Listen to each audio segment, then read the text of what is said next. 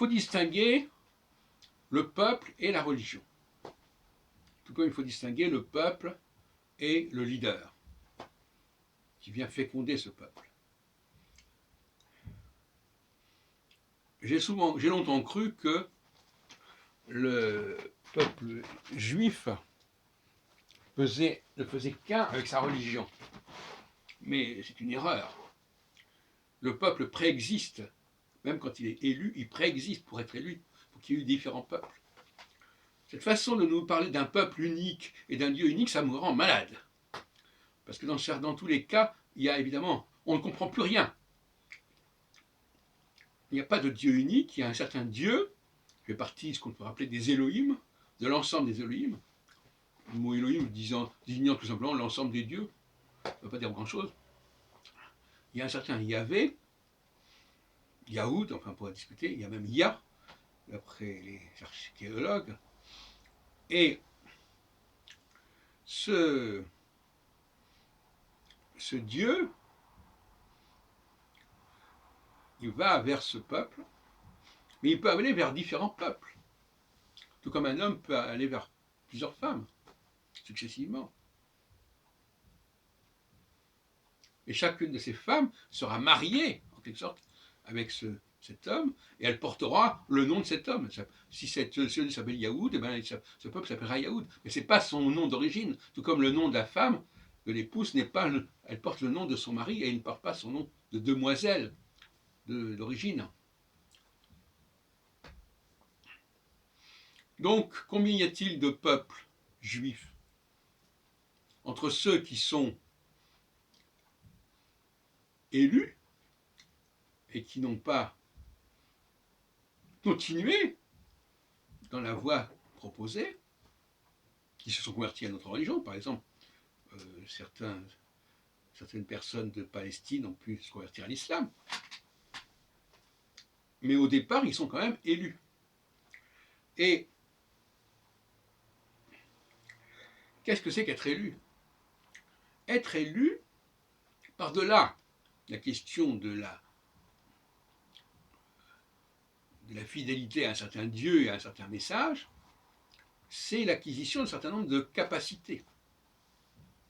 Si Dieu, si on peut dire, s'il y avait élu un peuple, c'est pour le transformer, c'est pour le reprogrammer.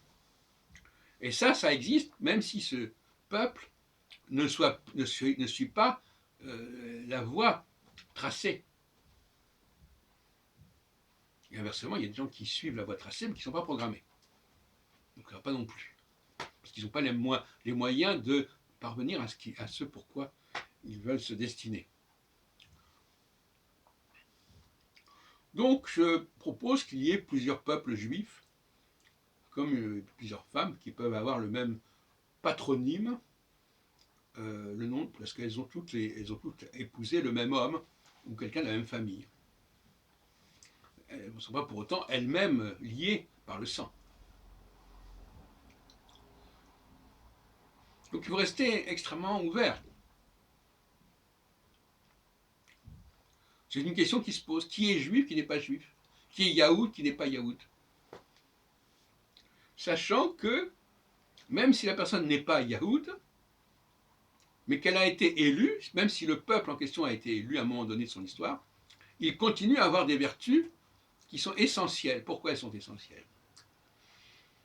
Parce que le grand danger, la grande tentation, c'est le sentiment de manque, le sentiment d'insuffisance, qui va faire que je vais être tenté de me compléter, de me prolonger, ce qui est la pire des choses, et ce contre quoi le Shabbat s'élève.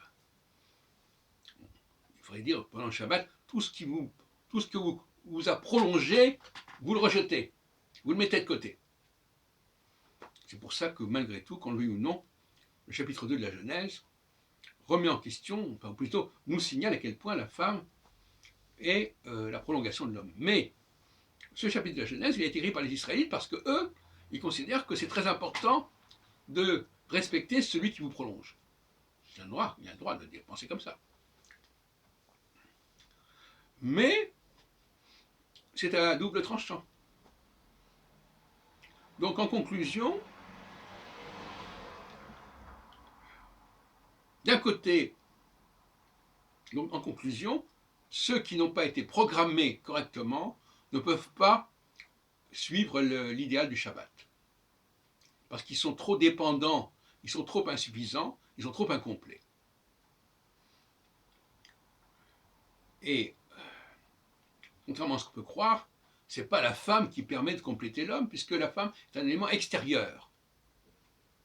Ce qui est important, c'est plutôt l'homme qui se complète lui-même. C'est l'homme androgynal, en quelque sorte. Et on dit dans le premier chapitre, et même dans le 5e chapitre, Dieu a formaté l'homme à son image, mâle et femelle. Il ne faut pas le comprendre comme par homme et femme, mais ça veut dire qu'il est complet. L'homme est complet. L'homme idéal vu par son créateur, si on peut dire, il est complet.